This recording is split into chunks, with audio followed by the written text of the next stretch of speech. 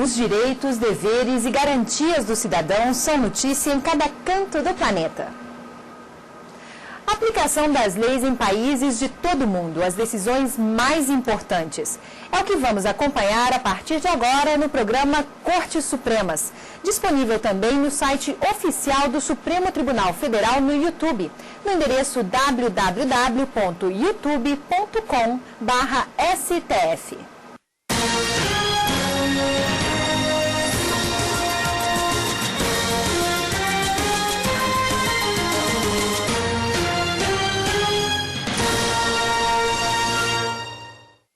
Sejam bem-vindos ao Cortes Supremas. No programa de hoje você vai conhecer decisões importantes no Mercosul, as principais notícias das Cortes Supremas no mundo. Acompanhe comigo. Corte Suprema da Argentina assina convênio para agilizar pagamentos judiciais. Pela primeira vez, bolivianos que vivem no exterior vão votar nas próximas eleições.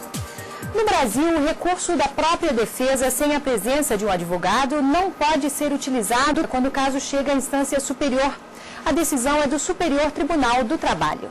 Por 17 votos a 7, o Tribunal Superior do Trabalho entendeu que a prática do jus postulandi, ou seja, a possibilidade de se defender sem a presença de um advogado, não pode ser usada quando o caso chega à instância superior. De acordo com os ministros, nessa etapa do processo estão em consideração questões técnicas e jurídicas, sendo necessária a presença de um advogado.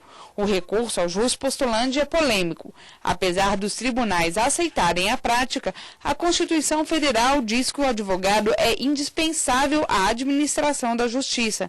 O Estatuto da Advocacia e da Ordem dos Advogados do Brasil determina que os pedidos ao Judiciário são atividades privativas do profissional de direito, mas a regra do Estatuto foi suspensa pelo Supremo Tribunal Federal quando se trata de assunto trabalhista. Isso porque a Consolidação das Leis do Trabalho prevê que empregados e empregadores podem reclamar na Justiça e se defender sem a necessidade de um advogado. Para especialistas, a prática do jus postulandi pode tanto favorecer como prejudicar o trabalhador. Vêm trabalhadores da justiça para dizer, olha, eu trabalhei muito tempo, muitas horas e não recebi hora extra. Vem trabalhador da justiça para dizer, minha carteira de trabalho não foi assinada. Ora, essas demandas, que são muitas na Justiça do Trabalho, elas são demandas razoavelmente simples. Elas não exigem uma alta técnica processual, uma alta técnica jurídica. Claro que outras, como acidente do trabalho, indenizações em razão de assédio ou coisas do gênero, são demandas mais complexas. Nesses casos, realmente fica aquela dúvida se o uso do ius postulante favorece a parte ou, na verdade, prejudica a parte. A Corte Suprema da Argentina assinou um convênio com o Banco Nación para consultar o saldo em contas bancárias para pagamentos judiciais. A novidade deve agilizar os pagamentos judiciais em todo o país. O convênio assinado entre a Corte Suprema e o Banco Nación vai colocar em funcionamento um programa de consultas ou pendências financeiras judiciais via internet. O processo vai funcionar da seguinte forma. Ao solicitar uma ordem de pagamento judicial, o juiz poderá consultar na internet se a parte condenada possui fundos suficientes para o pagamento e se existe algum embargo que impeça a cobrança. O objetivo do convênio é agilizar os processos judiciais e evitar que as partes tenham que se dirigir ao banco e enfrentar longas filas para o pagamento de pendências judiciais. A Corte Suprema e o Banco Nación também vão desenvolver um programa de cooperação, assistência e capacitação técnica. Na Colômbia, a Corte Suprema decidiu absolver um senador acusado de ligação com um grupo paramilitar. Luiz Fernando Velasco é o primeiro parlamentar a ser absolvido de uma lista de 70 congressistas acusados de parapolítica.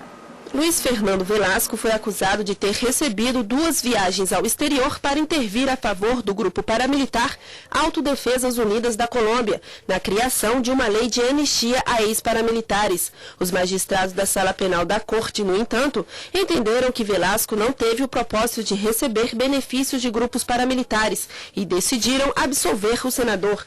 Com a decisão, a Procuradoria-Geral da Colômbia decretou o arquivamento das investigações disciplinares, pois o senador senador não teria incorrido no crime de parapolítica.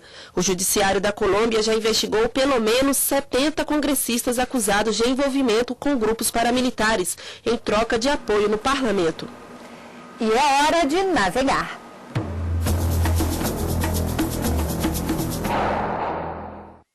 A Corte Suprema da Zâmbia decide nos próximos dias sobre a demissão de 2 oficiais que alegaram discriminação por serem portadores do vírus da AIDS. Os 2 oficiais da Força Aérea do país foram submetidos a testes de HIV e receberam tratamento para o vírus durante 1 ano sem saber. Os oficiais alegaram danos à saúde mental e emocional e exigem um emprego de volta.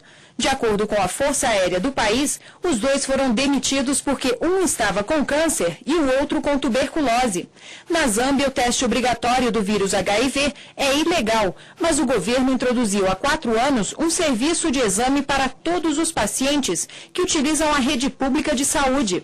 O objetivo é ampliar o aconselhamento e incentivar o teste voluntário, num país em que dos 11 milhões e 700 mil habitantes, 14% são soropositivos. A seguir, pela primeira vez, bolivianos que vivem no exterior vão votar nas próximas eleições.